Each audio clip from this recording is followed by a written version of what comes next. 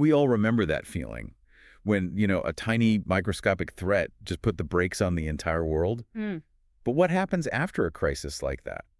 We're not just waiting around for the next one. No, not at all. The world has been completely redesigning its defenses. We're looking at the massive changes that have been made to make sure we're prepared so that panic isn't the first response. That's our whole mission today, to unpack how nations are now working together to stop future outbreaks.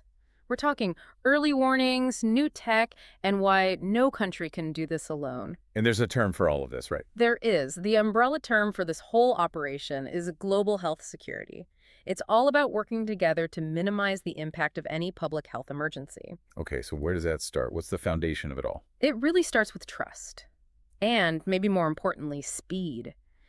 In the past, countries were sometimes hesitant to share bad news. Right, they were afraid of what? Trade restrictions? Yeah. Causing a panic? Exactly. But now, the rules have been strengthened. Cooperation isn't just encouraged, it's mandatory. So let's get into those rules. You're talking about the International Health Regulations, or IHR.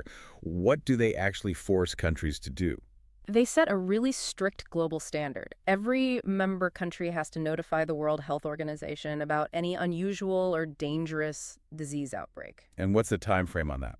It's a tight 24-hour window. Wow. Okay, so that's fast. It's incredibly fast. And think about what that means. It puts global safety ahead of, say, national economic worries. That warning gives everyone else precious time. Time to prepare their health systems, get medical supplies ready. All of that. Yeah. And the sharing goes beyond just a notification. The rules also make sure that vital scientific data, like the genetic information of a pathogen, is shared openly. And that helps protect the global economy too, right? Because when information moves freely, you can avoid some of that massive disruption to travel and trade. Precisely. So that's the global layer. But how do we spot a threat inside a country before that 24-hour clock even starts? That's where disease surveillance comes in. It's like a real-time medical alarm system. It's so different from how it used to be. Yeah, we used to just rely on doctors noticing a weird pattern and filling out some paperwork. Right. Now, hospitals and clinics are all linked through these advanced data sharing systems.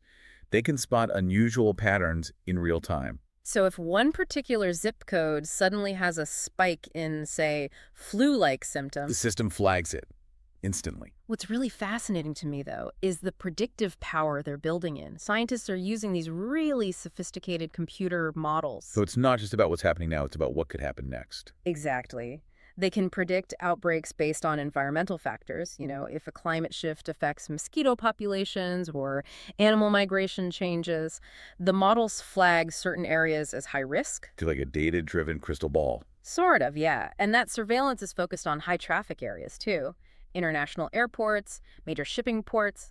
Those are the places where a threat could cross continents. Okay, so the alarm goes off. We know something is wrong, Oh. but we don't know what it is yet.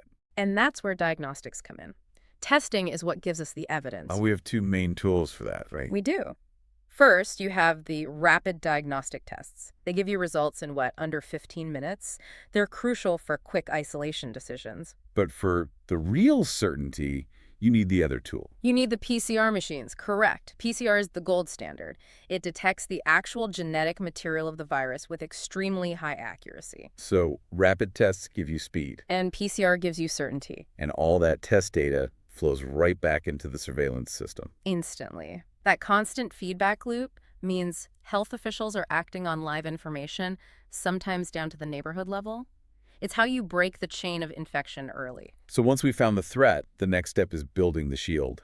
And this is where rapid vaccine development has just completely changed. It's a total overhaul of the system, and it's largely thanks to something called platform technologies. Okay, let's break that down.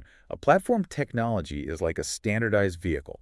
You can adapt it to fight different viruses just by swapping out a tiny piece of genetic code. Right? So you're not designing a whole new car every time. You're just swapping at the engine. It's already tested. It's already proven. It saves so much time. And the collaboration here is just key. As soon as a new pathogen is identified, labs everywhere share its genetic sequence. Immediately. It's an open source approach. Multiple research groups can start clinical trials all at the same time. Which leads to this almost unbelievable goal. Yeah. A usable vaccine, ready to go, within months of a new threat emerging. When it used to take a decade or more. But making the vaccine is one thing. Getting it where it needs to go is another. Absolutely. And that's a huge challenge right now, stability. Many of these new vaccines need to be kept incredibly cold. Right, like at 32 degrees Fahrenheit, just above freezing, Yeah. which is hard to maintain. Very hard, especially in remote areas. Yeah. So researchers are working hard to make them more stable so they don't need that constant, intense refrigeration. Because a fast vaccine is useless if you can't deliver it. Which brings us to the supply chain. The network of ships, planes, trucks. Which was a point of chaos in past emergencies. But big improvements have been made.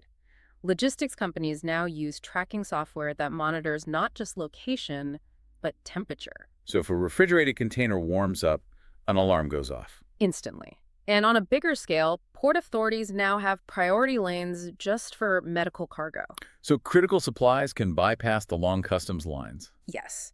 And just as important, the strategy has shifted. It's no longer just about being efficient, it's about being redundant. Meaning you don't get all your supplies from one place. Exactly. Organizations now source raw materials from multiple regions, so if one country's production shuts down, there's a backup. You eliminate that single point of failure. And of course, you have to protect the frontline workers. Personal protective equipment. PPE. Right, to make sure we never run out of things like masks and gloves.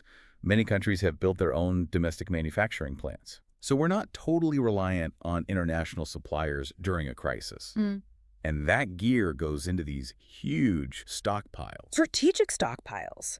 They're maintained in these massive climate-controlled warehouses. And we're not talking about basic supplies. No, these are specialized respirators, heavy-duty gowns, face shields. And they're constantly being improved. Engineers are making masks more breathable, but with the same high filtration. Plus, there are regular audits. To make sure nothing has expired. Exactly. So everything is ready to go at a moment's notice. So supplies are ready. But when an outbreak hits, hospitals are on the front line.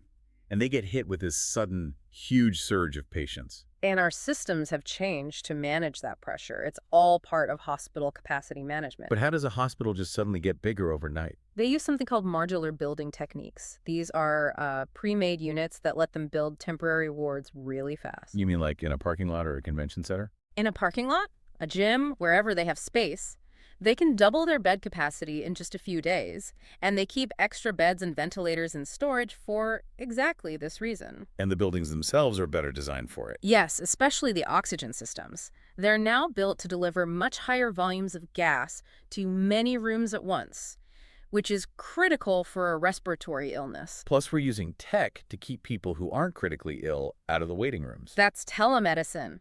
It's a huge pressure release valve. Treating minor things virtually reduces crowding and lowers infection risk for everyone. And reducing crowding in hospitals connects to changes we see just out in the world. Community hygiene standards. It's basically public health engineering. We see it everywhere.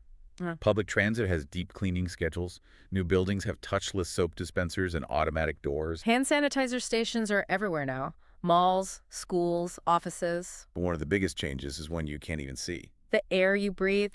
Ventilation.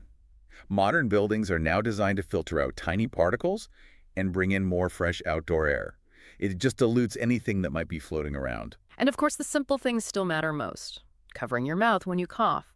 Washing your hands for a full 20 seconds. That's not an arbitrary number, is it? Not at all. That's the amount of time science shows is needed to actually break down the outer layer of most viruses. But none of this works if people don't trust the system. Which brings us to public health communication. This is paramount. If communication is slow or confusing, misinformation just rushes in to fill that vacuum. And the key lesson has been simplicity. Using plain language that everyone, from kids to adults, can understand. No complicated medical jargon. And transparency. You have to be honest with people, even when the news isn't good. That's how you build trust. Honest communication reduces panic and confusion. It lets everyone know what their role is. Okay, so let's look to the future. We can't talk about health security without talking about where most of these threats come from. The natural world. We have to discuss environmental health and zoonosis. Zoonotic diseases. Yeah. Those are illnesses that spread from animals to people. And they are the source of almost 3/4 of new infectious diseases in humans. It's a constant threat. Which is why we now talk about the One Health approach. The idea that the health of people, animals, and the planet are all linked. They are completely intertwined. You can't solve one without considering the others. And what's driving the risk higher? It's largely changes in land use.